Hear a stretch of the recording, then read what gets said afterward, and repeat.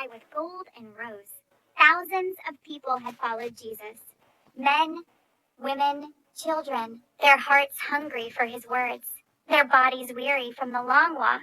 Jesus looked at the crowd and felt something deep in his heart, compassion. They were tired, hungry, and far from home. His disciples came to him, worried.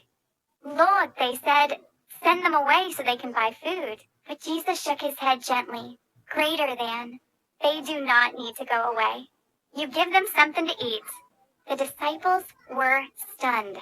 "We have only 5 loaves of bread and 2 small fish," they said, looking at the tiny basket. Jesus smiled. "Bring them here to me." The people sat down on the soft grass in groups, the breeze carrying whispers of wonder.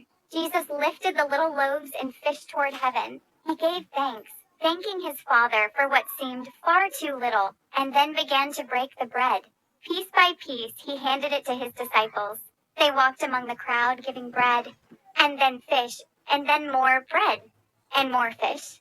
And something impossible was happening. The food never ran out. Every man, every woman, every child ate until they were full. Laughter filled the air, and eyes shone with joy. The baskets kept passing, overflowing with the miracle of God's love.